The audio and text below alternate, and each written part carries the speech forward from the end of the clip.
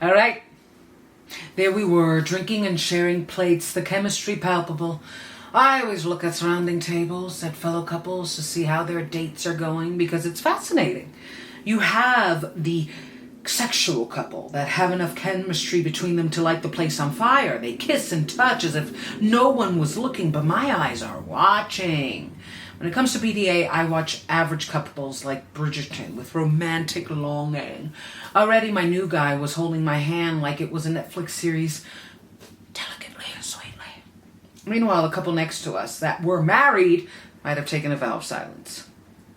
I can never imagine being in a relationship where I cannot have fun and laugh with someone. That was what was so tragically dangerous about my toxic exes. I liked them. When they were not trying to destroy themselves or me, they could be really funny, surprisingly thoughtful, and the tools they used and cultured. They were selectively intimate, weaponizing physicality and vulnerability as the tools they used before they were about to break my heart, so as to soften a blow, or after they did, with the same intent to soften the reaction. Even my dad, if he made me cry hard enough, would give me a hug and try to bring up a new TV show he was watching, remarking that out of all his children, I shared the same entertainment interests. Yet this new guy felt different, chemical. He was intriguing in conversation, handsome in features, and the chemistry was, laying a foundation that would have been great until he said he was married.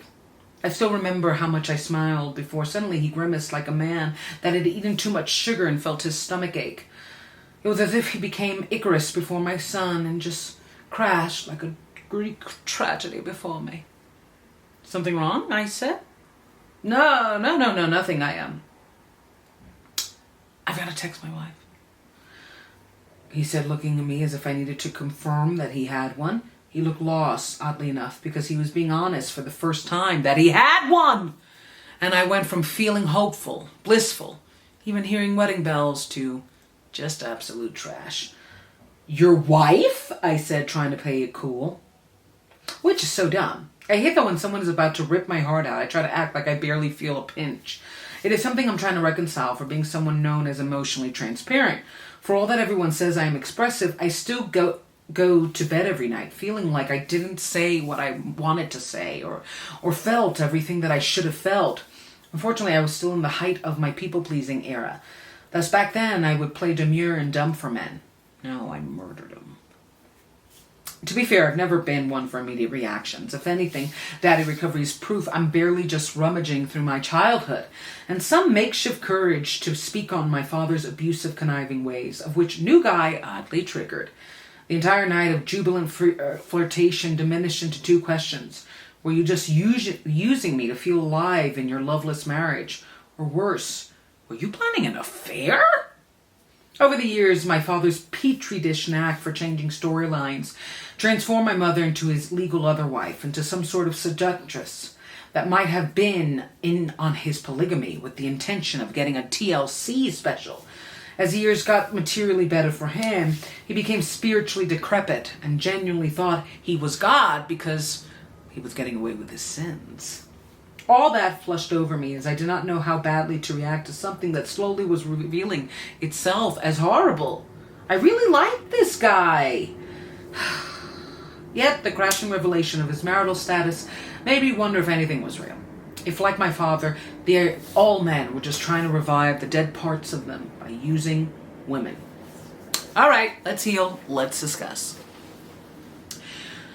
So, it's really hard to date. I don't know how hard it is for men, but I know it's way harder for women. And I think that's natural. We are the oppressed group. I think it's natural because we have to go in with double consciousness, like please don't unalive me. And also, we get told more who we should be, what we should do, how we should feel. And this was a moment of, I think what I hated about this situation most, beyond the fact that he was married, was I liked him. And I think, and that's kind of the danger of married men that try to cheat or have affairs. It's something that I picked up with my dad. They know how to talk to women like human beings. They know how to hold a conversation. And then you figure out it's because they had a wife and they had a practice round. Because he was just so good at just talking and being. and staying present. And it felt like relief, honestly. More than romantic, it just felt relieving. Like he wasn't trying to impress me. I wasn't trying to impress him. And it was just two people being together, like booked it straight into relationship mode. And I think that that is another exhausting element of dating for everyone. There is, well, again, maybe not so much for guys, but there is this element of I want to impress you. I want to show you my best before I reveal to you my all. And that's where I think male lies can come in, or lies in general. That is when manipulation can start, and the red flags could either wave or just completely get ignored. And it just wasn't like that. So then the fact that he revealed he was married was like, oh my God, are you a serial killer? How could you do this to me? Because my father was a polygamist. He was married to about 5 women. He had like 12 kids, 12 to 15 that I found out eventually. I don't even know if he knows that he had that. But he was a hoe. He liked to get married, and at least that's nice. But it was really scary for me to realize how I could have landed in my mother's situation without me knowing. How easy it was, especially because I think anybody who had a toxic parent, you do everything not to date them, befriend them, work for them. You do everything to avoid their abusiveness in other aspects of your life, like your health, your career, your romance. And then the irony is you keep on finding them. And my father was just a horrible human being that came in and out of my life. So I didn't think, first of all, I knew he was horrible. And second of all, I didn't think he was that impactful because I knew he was horrible and had accepted that on my dating. So to kind of accidentally land on somebody exactly like him, a married guy who very luckily got struck with guilt, because we had started dating and we really, really liked each other. And I think he just had this moment of realization, like, this is getting serious and I just don't want to be that guy. And then naturally he became that guy, because what he did is, I didn't tell you. And it's like, we don't make out and hold hands and meet every week because you have a wife, you moron. And it just ended. And there was a part of me that thought, should I have yelled? Should I have just thrown the table at him? But I am somebody that I think it's good, or at least I'm learning to appreciate that I'm not really reactive. I think what's hard for me is I came from such a volcanic family that reacted to everything and made everything a huge deal. That sometimes I don't know if that's just that by my nature I'm calm, or there's still this part of me that is wounded in terms of reacting and not allowing myself to feel anger, to feel urgency, because those feelings protect you. But I also think I was just genuinely shocked. And I just thought it was so unfair. Unfair of him. Obviously, God forbid a pity party didn't say unfair of life. But to add on, I think the apps are horrendous. It's really, really hard to date via the apps. It's just like meeting 20 million people. Half of them just want sex. So it's just like, oh my God. And I think that sometimes we move really quickly in relationships, especially women, because we're just tired and we're ready to retire.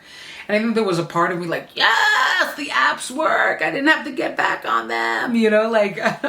There was this part of me that really felt like, okay, guys, I'm out. I got a good one.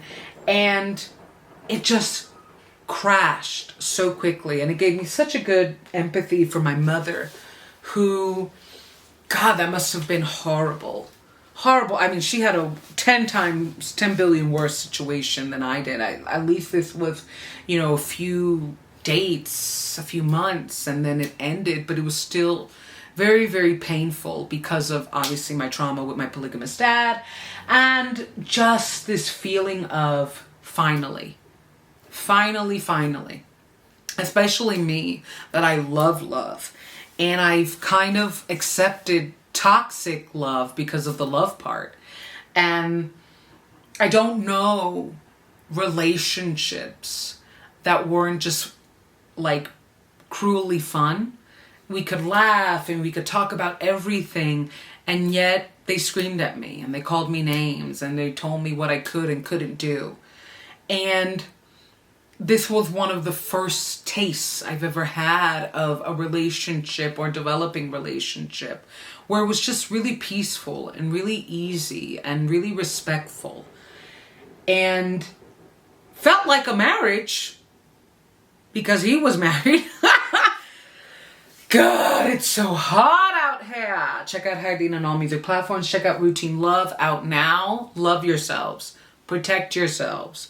Heal yourselves. Check out Daddy Recovery, DeandraReasitall.com, and follow me on all platforms. Mwah!